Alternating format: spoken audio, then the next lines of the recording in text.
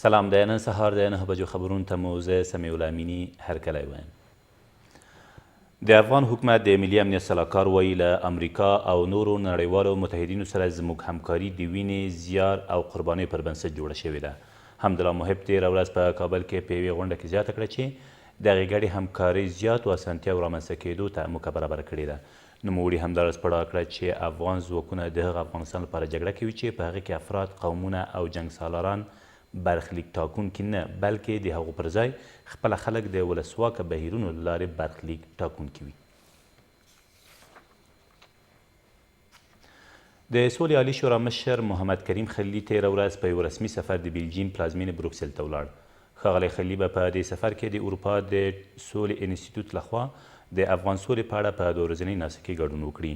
د سولې عالي شورا د رسنیو دفتر مسؤلین وایي ښاغلی خلیلي به نن په یاده ناسته کې د افغان سولې بهیر په اړه وینا هم وکړي. د چین د کمونیست ګوند د مرکزي کمیټې د نړیوالې پراختیایي ادارې مرستیال له افغانستان سره د چین د هر اړخیزو مرستو د دوام ډاډ ورکړ. ونګ یوجین تېره ورځ د ملي یووالي حکومت له اجرایي رئیس سره په کتنه کې همداراز په ډاګه کړه چې په سیمه کې سوله او ثبات د دواړو هیوادونو ترمنځ د سوداګریزو توکو د راکړې ورکړې د پراختیا او زیاتوالي لپاره موکه برابروي.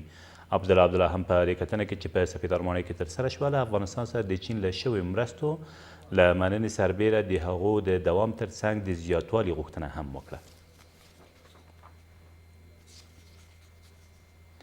کورنیو چارو وزارت وایي په کاپیسا کې د طالبانو د ځانمرګو بریدونو طرحه کوونکی له خپلو یو شمېر کسانو سره ووژل شو. دا کس چې ملا عبدالبصیر نومېده تېره ورځ د نجراب ولسوالۍ په شاوخوا سیمو کې د افغان ځواکونو په مخیزو عملیاتو کې وژل شوی دی. د کورنیو چارو وزارت د رسنیو دفتر مسؤل زیاتوي په دغو عملیاتو کې د نوموړي 15 نور کسان هم وژل شوي دي.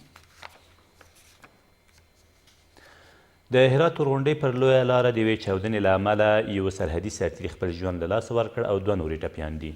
د هرات امنیتي مسؤلین وایي دغه پیښه تېر مازدیګر د یادې لارې په اوږدو کې د کشک رباط څنګي ولسوالۍ په چلدختر سیمه کې هغه مهال رامنځته شوه چې د دوی هموی ټانک په یو ځای پر ځای شوي مین ور برابر شو. ویل کېږي یا د هموی ټانک هم له منځه تللی دی. د خوست یو شمېر اوسیدونکي د دغه ولایت د پوهنې په برخه کې له شته ستونزو او نیمګړتیاوو شکایت کوي. دوی وایي له خوست ښار سربیره په ډېری ولسوالیو کې ښوونځي د کافي ودانیو، درسي کتابونو او داسې نور امکاناتو له کمښت سره مخ دي چې پر ښوونیز بهیر یې ناوړه اغېز کړی دی. له دې سره سم د خوست والي په ښوونیز بهیر کې د ستونزو او نیمګړتیاوو د منلو ترڅنګ وایي د یادو ستونزو د حلولو لپاره عملي هڅې روانې دي څو د خوست ښوونیز بهیر معیاري شي. په اکثریت ولسوالیو کې او حتی په مرکز کې داسې ښوونځي شته دي چې تر اوسه پورې د هغو دپاره تعمیرونه نه دي موجود. باید چې موږ ته چوکۍ دا هغه راکړل شوې وه، خو متاسفانه چې هغه هم نه دي راته رسېدلي پیسې فرشونه. یو د کتابو ستونزه ده چې هغه کتابونه زموږ کم شوي دي، ډېری مو په خپله اخیستي دي. د مکتب کې زموږ د کتابو ستونزه زیاته ده. یو څو صنفونه داسې لرو چې د هغې لپاره په تعمیر کې ځای نه لرو. په دغسې په ډګر باندې کېني، کله چې باران وي، باد وي او یا هم لمر وي نو د تکلیف سره مخامخ وي. د پوهنې سکتور زما یو له لومړیتوبونو نه ده چې باید ستونزو ته د حل لار ولټول شي. په دې اړه باندې مو د پوهنې سکتور ته دنده سپارلې ده چې ټولې ستونزې راټولي او هغوی ته عملیاتي پلان جوړ کړي.